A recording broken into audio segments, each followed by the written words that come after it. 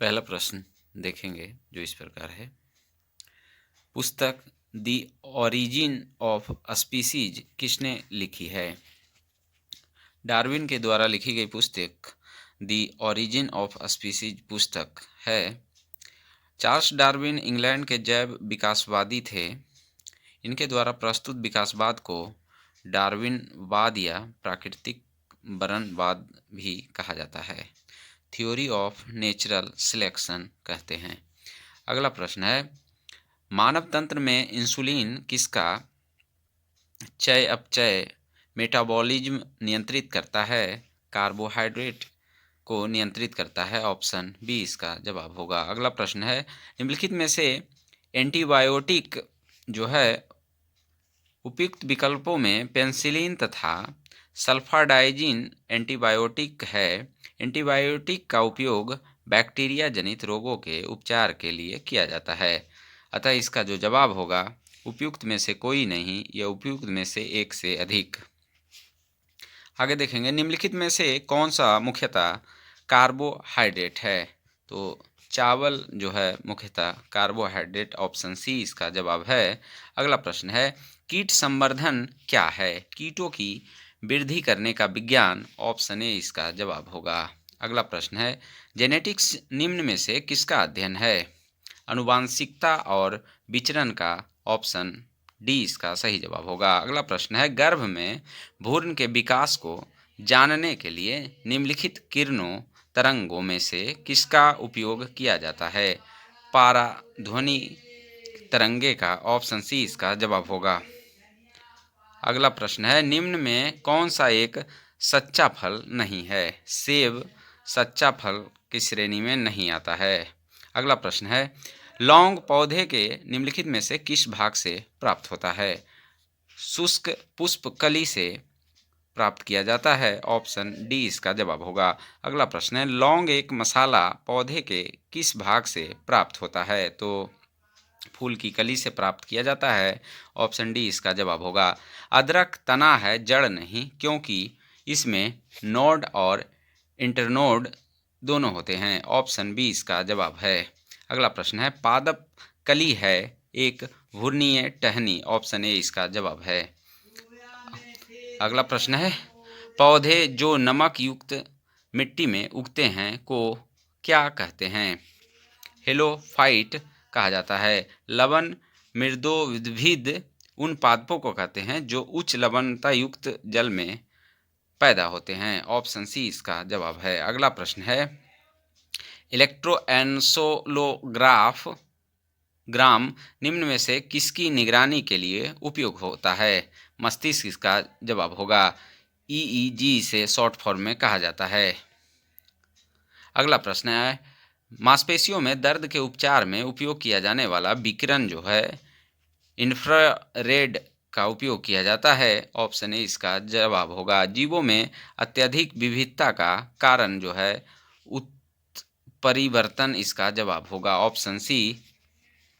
अगला प्रश्न है, मेंडल के आनुवंशिकता का सिद्धांत किस पर आधारित है? लैंगिक जनन इसका जवाब है। डीएनए की खोज किसने की? तो डीएनए की जो खोज की थी वाटसन और क्रिक ने किया था। जेम्स वाटसन और डॉक्टर फ्रांसिस क्रिक, एमएचएफ विल्किंस तथा फ्रैंकलिन नामक वैज्ञानिकों ने डीएनए की खोज की थी। वस्तुतः इन वैज्ञानिकों ने एक्सरे विश्लेषण द्वारा 1935 में डीएनए का कुंडलीकार विन्यास प्रस्तुत किया था। वास्तव में डीएनए की पहचान सर्वप्रथम 1869 में स्विस रसायनशास्त्री फ्रेडरिक मिस्चर ने की थी। फ्रेडरिक ने इसे न्यूक्लियन कहा था। तो इस प्रकार इसका जो जवाब होगा ऑप्शन ई, उपयुक्त में से कोई नहीं, उपयुक्त में से एक से अधिक। अगला प्रश्न देखेंगे, जीव कोशिकाओं में आनुवांशिक लक्षणों के नियंत्रण में निम्नलिखित में से कौन सा उत्तरदायी है? डीएनए इसका जवाब होगा। अगला प्रश्न है, यकृत एवं मांसपेशियों में ऊर्जा जमा होती है ग्लाइकोजन के रूप में। ऑप्शन डी इसका जवाब होगा। आगे देखेंगे,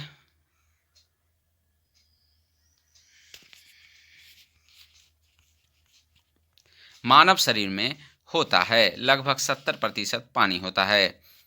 हमारे शरीर का अधिकतम भाग जल से बना है। मानव शरीर में जल की मात्रा लगभग 2/3 यानी 70% लगभग मानी जाती है। अगला प्रश्न है, विटामिन जो रक्त के थक्के बनाने में प्रभावी होता है, विटामिन के। इसका जवाब होगा। अगला प्रश्न है, निम्नलिखित में से कौन सा विटामिन प्रतिस्कंद विषों के प्रति विष प्रतिकारक के रूप में प्रयोग किया जाता है? विटामिन के का प्रयोग किया जाता है। ऑप्शन डी इसका जवाब होगा। आगे देखेंगे, निम्नलिखित में से किस विटामिन को ऑर्गो कैल्सीफेरॉल कहते हैं? D2, विटामिन D2 को कहा जाता है। ऑप्शन ए इसका जवाब है। अगला प्रश्न है, मानव शरीर में विटामिन ए भंडारित होता है यकृत में? मानव शरीर में यकृत में विटामिन ए की काफ़ी मात्रा संचित रहती है। विटामिन ए का रासायनिक नाम रेटिनॉल है, जिसकी कमी के से शरीर में रतौंधी हो जाता है। इस विटामिन को संक्रमण रोधी विटामिन भी कहते हैं, जिसका मुख्य स्रोत है दूध, मक्खन, अंडा, मछली का तेल, गाजर इत्यादि। आगे है, निम्नलिखित में से कौन सा युग्म सही सुमेलित है? तो टेकोफेरॉल, बेरी, इसका जवाब होगा। रेटिनॉल अर्थात विटामिन ए की कमी से जीरोफ्लेथेलिमिया रोग होता है। साइकोबाल्मिन विटामिन B12 की कमी से रक्त अल्पता होता है यानी एनीमिया होता है। विटामिन डी की कमी से रिकेट्स नामक की बीमारी होती है। और बेरी रोग विटामिन B1 अर्थात थायमिन की कमी से होती है, ना कि टेकोफेरॉल ई से होती है। तो इस प्रकार इसका जो सही जवाब होगा ऑप्शन बी होगा। आगे देखेंगे, निम्नलिखित में से किस युग्म में सही सुमेल नहीं है? तो इसका जो जवाब है बी संतरा में नहीं होता है, संतरा में सी होता है। डी कॉड युक्त तेल में नहीं होता है। ई अंकुरित अनाज में होता है, तेल यहाँ दिया गया है। और के एल्फॉल दिया गया। तो इस प्रकार इसका जो सही जवाब होगा उपयुक्त में से कोई नहीं या उपयुक्त में से एक से अधिक। आइए इसकी व्याख्या देखते हैं। सूर्य का प्रकाश एवं कॉड आकृत तेल विटामिन डी के समृद्ध स्रोत हैं। गेहूं अंकुरित तेल विटामिन ई का प्रमुख स्रोत है, जबकि अल्फा से विटामिन के प्रचुर मात्रा में मिलता है। यद्यपि संतरा विटामिन सी का प्रमुख स्रोत है, तथापि इसमें विटामिन B1 की बहुत कम मात्रा में प्राप्त होती है, अतः विकल्प ई सही उत्तर होगा। आगे देखेंगे, जिस विटामिन में कोबाल्ट होता है वो B12 है। B12 का रासायनिक नाम साइकोबाल्मिन है। एक स्वस्थ वयस्क मनुष्य में रक्त का कुल परिमाप होता है 5 से 6 लीटर। इसका जवाब होगा। आगे है, अधान ट्रांसफ्यूजन में रक्त न केवल रक्त के प्रकार में बल्कि RH कारक में भी संगत होना चाहिए। ऑप्शन ए इसका जवाब है। आगे देखेंगे, इनमें से रक्त दाब का मापक यंत्र कौन सा है? स्फेग्नोमीटर इसका जवाब होगा। ऑप्शन सी इसका सही जवाब है। अगला है, बिर्क से प्रति मिनट औसत रक्त प्रवाह होता है 1200 सीसी।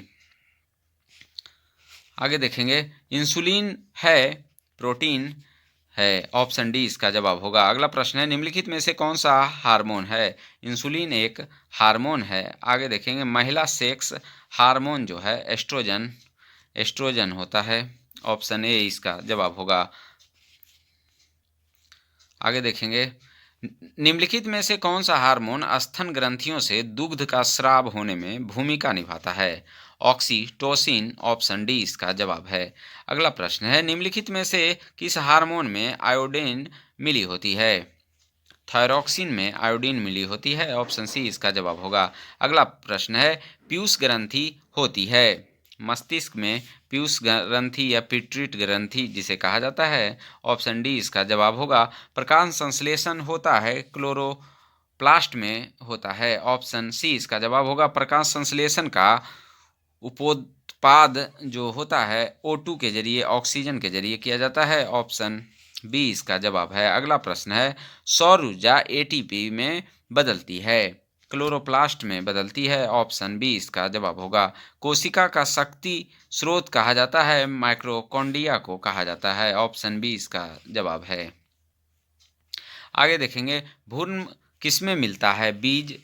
ऑप्शन सी इसका जवाब होगा। निम्नलिखित में से कौन प्रतिजैविक औषधि है? तो इसका जो जवाब होगा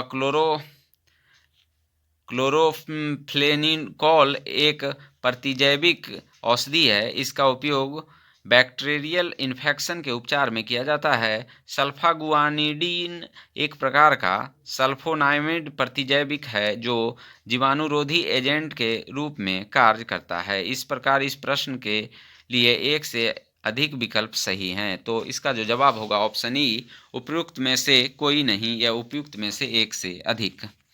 अगला प्रश्न देखेंगे, टाइफाइड तथा कॉलरा विशिष्ट उदाहरण है जलजन्य रोगों के? ऑप्शन सी इसका जवाब होगा।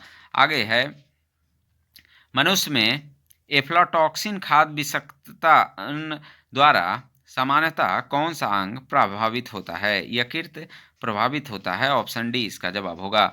मनुष्य के शरीर के किस अंग में लिम्फोसाइट्स का निर्माण होता है? तो मनुष्य के शरीर में तिल्ली या प्लीहा, साइमस ग्रंथि, अस्थि मज्जा आदि में लिम्फोसाइट का निर्माण होता है। लिम्फोसाइट एक प्रकार की श्वेत रक्त कणिकाएं होती हैं जो गश्ती सेना की भांति समस्त शरीर में घूमती रहती है तथा सुरक्षा तंत्र के सारे भाग के बीच असमंजस्य स्थापित करती है। तो इसका जो जवाब होगा ऑप्शन ई, उपयुक्त में से कोई नहीं या उपयुक्त में से एक से अधिक। अगला प्रश्न है, ऑन्कोजीन संबंधित है कर्क रोग से? ऑप्शन सी इसका जवाब है। अगला प्रश्न है, रक्त कैंसर ल्यूकेमिया की रोकथाम में प्रयोग किया जाने वाला रेडियो समस्थानिक जो है रेडियो फास्फोरस P32 तथा कोबाल्ट 60 का उपयोग ल्यूकेमिया के इलाज में किया जाता है। तो इसका जो जवाब है ऑप्शन में सी और डी है। तो उपयुक्त में से एक से अधिक, ऑप्शन ई इसका जवाब होगा। आगे देखेंगे, तीव्रता एवं प्रयुक्तता के आधार पर निम्नलिखित में से कौन सा कर्क रोग उत्पन्न कर सकता है? तो इसका जो जवाब होगा आयनीय विकिरण इसका सही जवाब है। अगला प्रश्न है, सहज प्रणाली का परिवर्धन निम्नलिखित में से कौन सा है? प्रणाली की स्वपोषी क्रिया। ऑप्शन सी इसका जवाब होगा। अगला प्रश्न है, शरीर का तापक्रम नियंत्रित करता है? हाइपोथैलेमस के द्वारा किया जाता है। ऑप्शन बी इसका जवाब है। शरीर का तापमान नियंत्रित करता है हाइपोथैलेमस। ऑप्शन सी इसका सही जवाब होगा। अगला प्रश्न है, लैंगिक जनन से आनुवांशिक विचरण कैसे होता है? तो इसमें जो जवाब होगा ऑप्शन डी, उपयुक्त में से सभी। जीन के सम्मिश्रण से, क्रोमोसोम में बदलाव से, जीन के मिश्रण से। अगला प्रश्न है, डीएनए को किसने अंतःपात्र में बनाया? Arthur Kornberg. ऑप्शन ए इसका जवाब होगा। पार्किंसन बीमारी के उपचार के विकास के लिए किसको नोबेल पुरस्कार दिया गया? अबार्डी कार्लसन इसका जवाब है। ऑप्शन ए 2000 में दिया गया है। अगला प्रश्न है, कौन सा दिन डायबिटीज दिवस के रूप में मनाया जाता है? 14 नवंबर इसका जवाब होगा। 14 नवंबर को बाल दिवस भी मनाया जाता है। सबसे छोटा जीव जो स्वयं विकास एवं प्रजनन करने में समर्थ हैं माइकोप्लाज्मा। ऑप्शन सी इसका जवाब है। अगला प्रश्न है, निम्नलिखित में से किसकी कोशिका में कोई एंजाइम नहीं होता है? विषाणु इसका सही जवाब होगा।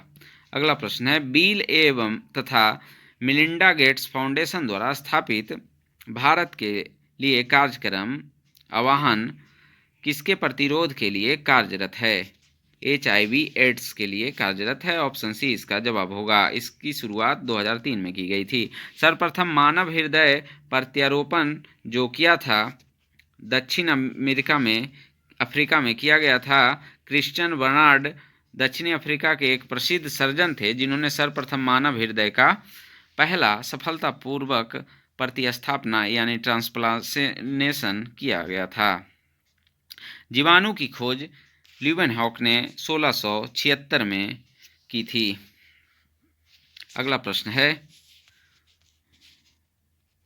बायोडिग्रेडेबल अपशिष्ट को आमतौर पर जिसकी मदद से उपयोगी पदार्थ में बदला जा सकता है वह है बैक्टीरिया। ऑप्शन ए इसका जवाब होगा। अगला प्रश्न है कणीय तत्व क्या है? तो वायु प्रदूषक है। ऑप्शन बी इसका जवाब है।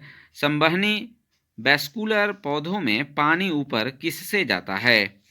जाइलम टिश्यू के द्वारा जाता है। ऑप्शन डी इसका जवाब होगा। आगे देखेंगे सेल्सियस स्केल पर मानव शरीर का सामान्य तापमान होता है। तो सेल्सियस स्केल पर जो होता है 36.9 डिग्री सेल्सियस और फ़ारेनहाइट में 98.6 डिग्री फ़ारेनहाइट। अगला प्रश्न है सर्वदाता वर्ग के रक्तदाता का ग्रुप क्या होता है? ओ और सर्वग्राही AB। अगला प्रश्न है सार्वभौमिक स्वीकृत रक्त समूह जो है AB है।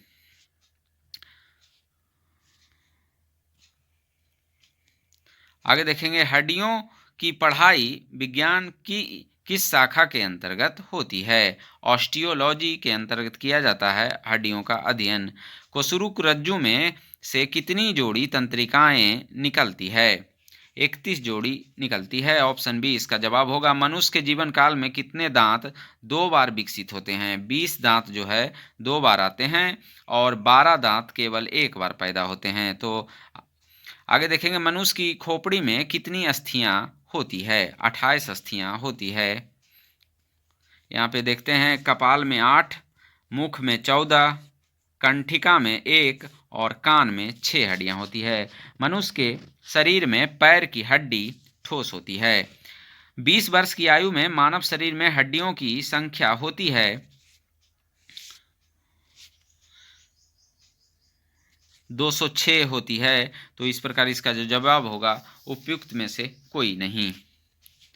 आगे देखेंगे निम्नलिखित में कौन सा मनुष्य में अवशेषी अंग नहीं है?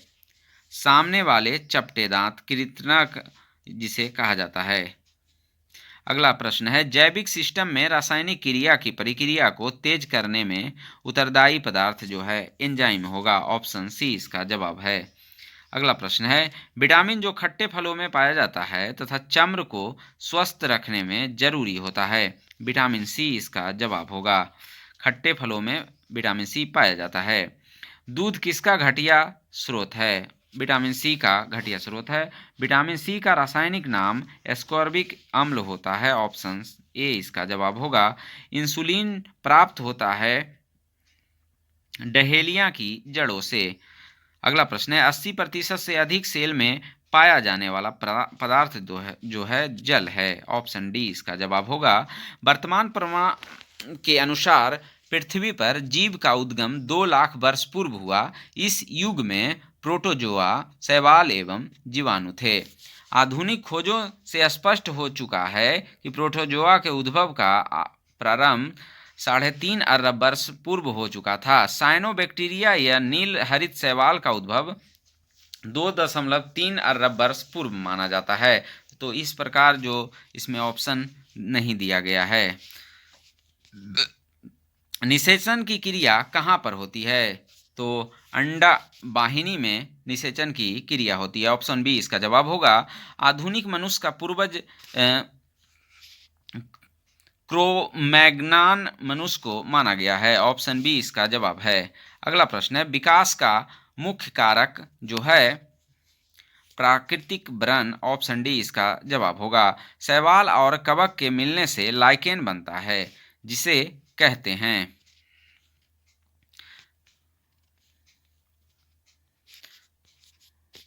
म्यूटियोलिज्म। ऑप्शन बी इसका जवाब होगा। अगला प्रश्न है प्रतिवर्ती क्रियाओं का नियंत्रण केंद्र कहाँ पर है? कोसुरुक रज्जु में। ऑप्शन सी इसका सही जवाब है।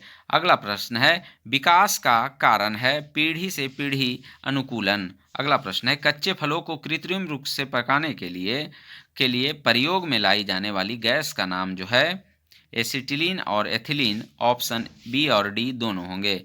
माँ पौधे की भांति पौधा मिलता है इन दोनों में बीजों से तना काट से। ऑप्शन ए और बी दोनों होंगे। अगला प्रश्न है, पानी मिट्टी से जड़ों में जिस भौतिक प्रक्रिया द्वारा गुजरता है उसे परासरण कहा जाता है।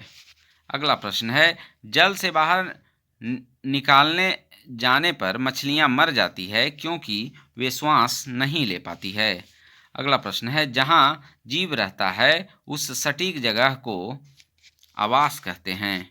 मधुमक्खी कॉलोनी के सदस्य एक दूसरे को किस प्रकार पहचानते हैं? गंध से पहचाना जाता है। अगला प्रश्न है, मायोग्लोबिन में कौन सी धातु होती है? लोहा पाया जाता है। ऑप्शन डी इसका जवाब होगा। मनुष्य के शरीर में खून के शुद्धिकरण की प्रक्रिया को डायलिसिस कहा जाता है। ऑप्शन ए इसका जवाब है। आगे देखेंगे, निम्न में से किसकी कमी से मधुमेह होता है? इंसुलिन की कमी से मधुमेह या शुगर जिसे कहते हैं। एड्स निम्न कारणों में से किसके द्वारा होता है? विषाणु के द्वारा एड्स होता है। एचआईवी द्वारा होने वाला रोग जो है एड्स है। ऑप्शन डी इसका जवाब होगा। अगला प्रश्न है, निमोनिया एक संक्रमण है फेफड़ों का। अगला प्रश्न देखेंगे, स्त्रियों की तुलना में पुरुष अधिक बर्धनता से पीड़ित हो सकते हैं क्योंकि वे केवल एक एक्स क्रोमोसोम्स होता है, उनमें केवल एक एक्स क्रोमोसोम होता है। अगला प्रश्न है, एस्पिरिन कहाँ से मिलती है? एक पेड़ से मिलती है। गेहूं की खेती के लिए कौन से उर्वरक का उपयोग करेंगे? नाइट्रोजन। ऑप्शन ए इसका जवाब होगा। अगला प्रश्न है, क्लोरोफिल में कौन सा धातु आयन पाया जाता है? तो क्लोरोफिल में मैग्नीशियम पाया जाता है। ऑप्शन बी इसका जवाब होगा। आगे देखेंगे, पौधों एवं पेड़ों का खाना तैयार करने की प्रक्रिया कहलाती है। फोटोसिंथेसिस इसका जवाब होगा। अगला देखेंगे, कीटभक्षी पौधे मिट्टी में किसकी कमी से उगते हैं? नाइट्रोजन की कमी से उगते हैं। जीव चक्र की दृष्टि से पौधे का सबसे महत्वपूर्ण अंग जो है पुष्प होता है। ऑप्शन ए इसका जवाब होगा। अगला प्रश्न है, पौधे का तना पौधे की सभी हिस्सों में भोजन वितरित करने में तथा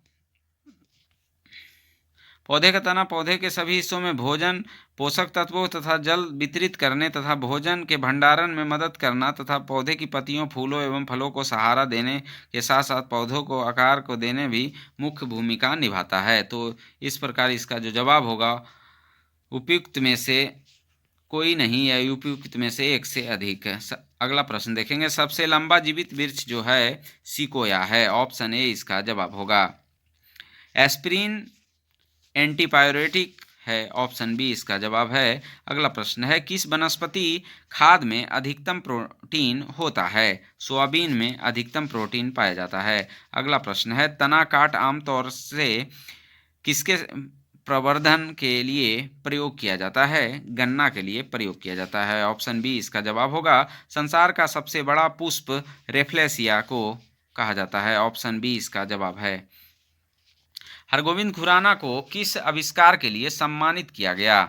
जीन के संश्लेषण के लिए। ऑप्शन बी इसका जवाब होगा। अगला प्रश्न है, डॉक्टरों द्वारा एनेस्थीसिया के रूप में प्रयोग होने वाली हास्य गैस नाइट्रस ऑक्साइड होती है। ऑप्शन सी इसका जवाब होगा। अगला प्रश्न है,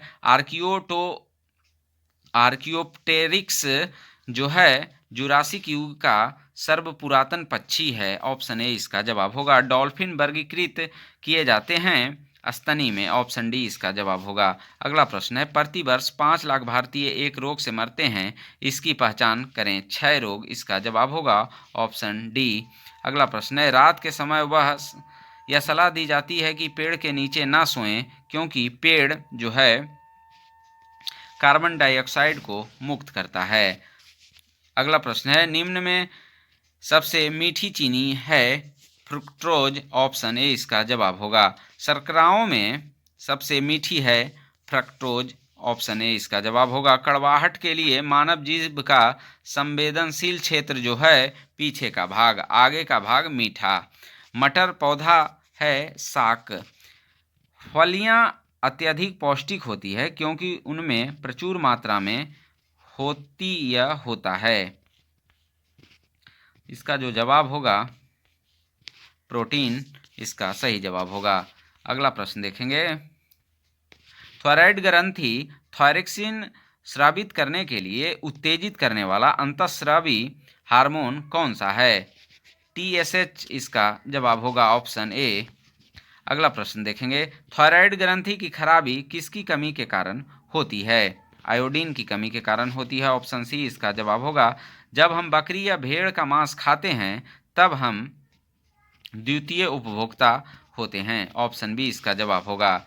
मानव एवं अन्य जीव सर्वहरी मांसाहारी द्वितीयक या गौण उपभोक्ता, शाकाहारी प्रथम उपभोक्ता और प्रथम उत्पादक पौधे।